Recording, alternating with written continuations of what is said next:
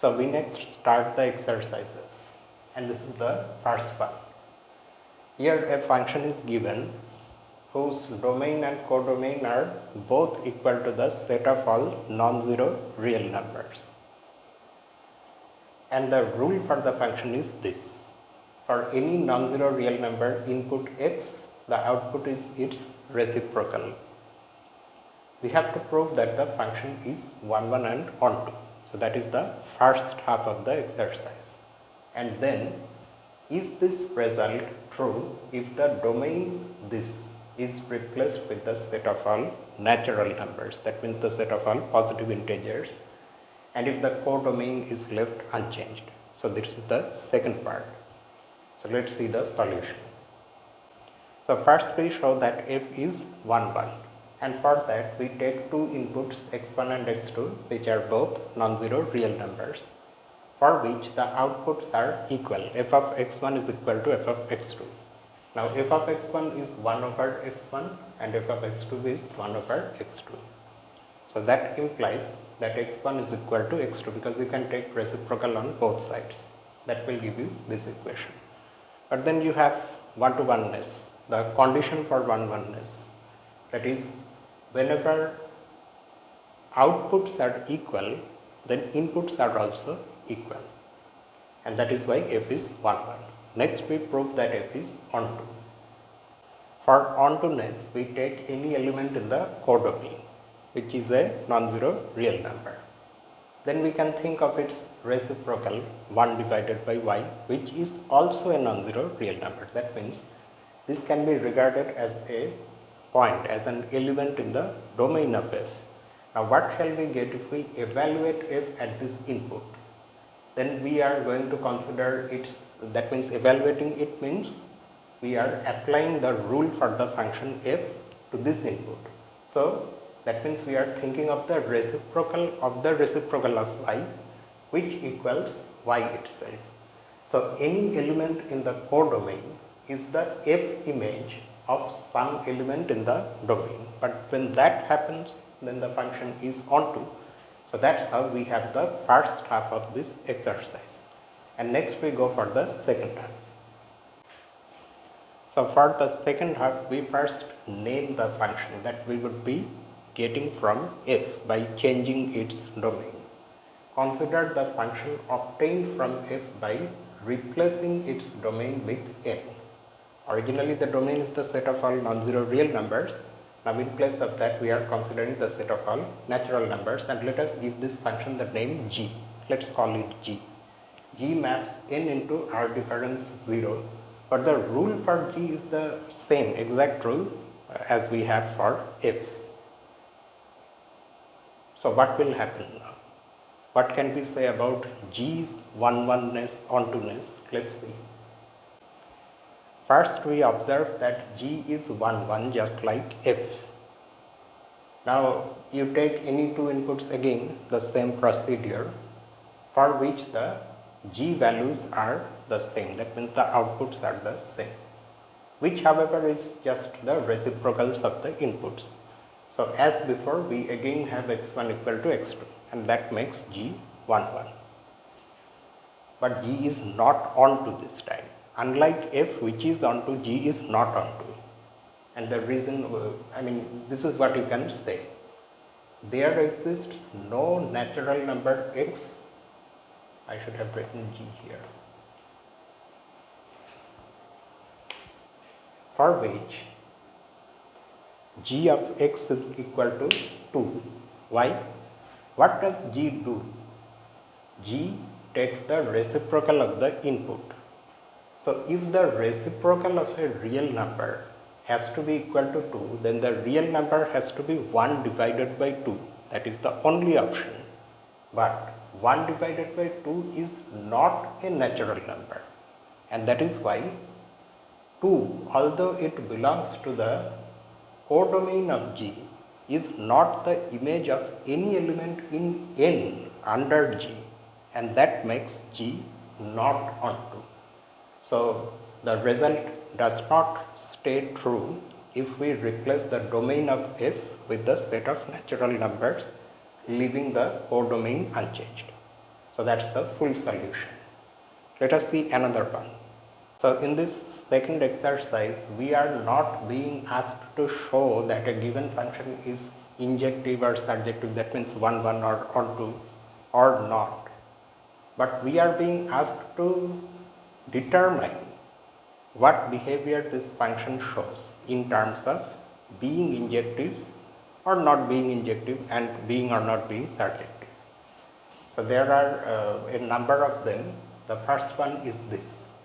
Here the function maps the set of natural numbers into itself, and it takes an input x and gives you the output x square. Is it injective? That means is it 1, 1? Is it surjective? That means is it onto? Let's see. Okay, so in this solution, let us first show that f is 1, 1. In fact, f is 1, 1. So you follow the same procedure. You take any two inputs x1 and x2. This time they are natural numbers for which the outputs are equal, which means by the definition of this function that the squares of the inputs are equal, because that is the output, the square of the input. Now, because x1 and x2 are both positive integers, this implies this. How do you get that, however? We have become so familiar with this reasoning that we almost forget why exactly this happens. The reason is this. I mean, there are two ways of arguing for this conclusion.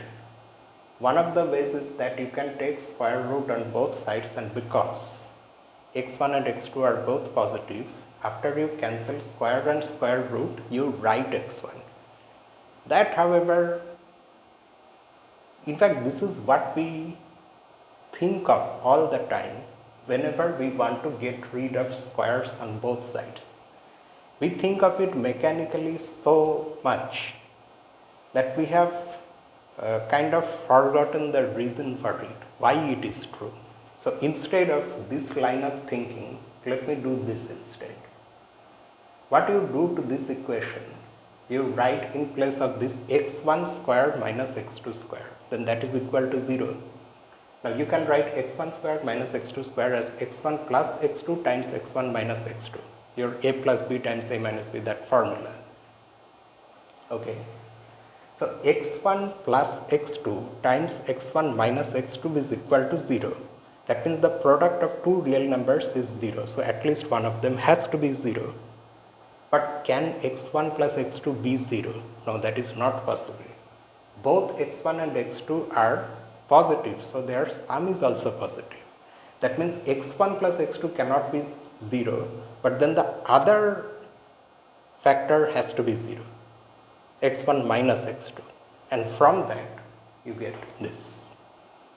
Okay, so that's how this condition tells you that yes, f is injective. Injective means 1, 1. But f is not onto. For example, 2 is a natural number, so 2 is an element in the codomain of f. There is, however, no natural number x whose f image is equal to 2. That means the square of no natural number is equal to 2. This is the fact that you know. In fact, the square of no rational number is equal to 2. And that is why square root of 2 is irrational. So there we have it. The function is 1, 1 but not onto. So let's see the next one. So in this second one, the sets have changed. Previously they were both the set of natural numbers. Now in place of that we have the set of integers as both the domain as well as the codomain. But the rule for the function hasn't changed. Still we are squaring the input. But now things will change because of this change. This time our new function has lost injectivity. Previously it was injective, but it is no longer injective due to this. Previously we did not have minuses, negative numbers, but now we have negative integers. Integers can be negative also. So you consider these two inputs which are different, -1 and 1, but the corresponding outputs are the same. Both of them are equal to 1. The square of minus 1 is also 1, the square of 1 is also 1, and that is why f is not injective. And as before, just like the previous function, it is not surjective also, for which you can give that exact same reason.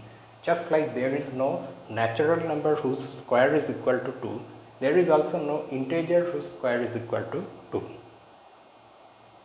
And 2, of course, itself is an integer, it's an element in the codomain, which is not the image of any element in the domain under F. So here our function is neither injective nor surjective.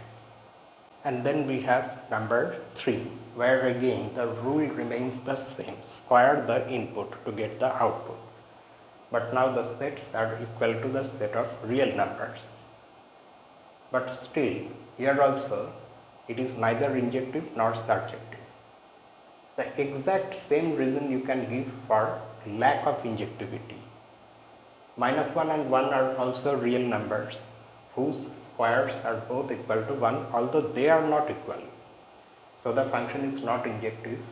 It is not surjective this time because of a slightly different reason. Different reason means now you cannot take 2 here. There exists a real number, actually 2 real numbers whose square is equal to 2. One of them is square root of 2, the other one is minus square root of 2. Because these are irrational numbers, these were not available in the previous case. However, squares of real numbers are not negative, although we do have negative numbers in the codomain. They are not outputs of anything in the domain under this function. So it still fails to be surjective, it's not onto. Next we have this fourth one. Now the rule has changed. Now we are no longer taking squares but cube, the cube of the input. And the set also has changed. It maps the set of natural numbers into itself. Now injectivity has come back. This one is injective, it's a 1, 1. Let's see how. You already know the procedure. You take any 2 inputs for which the outputs are equal. That means the cubes are equal. And again, similar argument, not exactly the same but similar argument, because x1 and x2 are positive. So if their cubes are equal, then they have to be equal. What will you do here? If you really want to run the argument, say in your mind, which algebraic identity will you use now? Previously you had your a squared minus b squared formula. Recall that you know of a formula which involves cubes. A cube minus b cube equals a minus b times a square plus ab plus b square. That other factor, a square plus ab plus b square, this time will be positive. Of course, we do not have a or b, we have x1 and x2 because they are positive. So that cannot be 0, but this other one, x1 minus x2, will be 0, and from there you will get this. So we are having injectivity now, but surjectivity is not there. So far we haven't got surjectivity in any of the functions here, in this exercise. F is not surjective, for example, because there is no natural number x whose cube is equal to 2. Because cube root of 2, like square root of 2, is also irrational. In particular, it's not a number in n. And there is one more. Now in this final one, the fifth one, we are again taking the cube of the input, but the set this time is the set of integers. And it is still 1, 1, just like the previous one, and it's not onto, again like the previous one. The argument, however, is a little different this time. It starts exactly similarly because we are going to show that the function is 1, 1. So we take 2 inputs whose outputs are equal. So that means x1 and x2 have the same cube. And then what do we write? This time writing x1 cube minus x2 cube, that really won't help us. Why? Because negative integers are involved. So you can no longer use that argument where x1 and x2 are positive. They are not. I mean, they may not be. x1 may be negative, x2 may be positive. All possibilities are still there. This equation alone does not tell you what x1 and x2 are, what type of signs they have. But we notice this other thing. Since every real number has exactly one real cube root, that is why you can take cube roots on both sides and get this. The problem that you have in taking square root on both sides and then doing something, I mean, you may have things like this now. Minus 1 whole square is equal to 1 square. Think of that equation. The square of minus 1 is the same as the square of 1. There, if you blindly take square root on both sides and then cancel square and square root, what do you get? Minus 1 is equal to 1. That obviously is false. So there you need non-negativity of the numbers whose squares you are taking. Okay, otherwise you may get a nonsensical conclusion like this. Here, however, that problem is not there because we are talking about cube root. Every number has a cube root and it has exactly one real cube root. So you can take cube root on both sides and these two are the same number. So they will have the same cube root because there is only one real cube root, and that is why x1 is equal to x2, because x1 is one cube root of this number x1 cube. Why? Because when you cube this number, this is what you get, and this is a real number. Similarly, a cube root of x2 cube is x2, but because of this fact, you know that they are the only real cube roots. There are complex cube roots, let's just leave those things. You just remember this. Every real number has exactly one real cube root.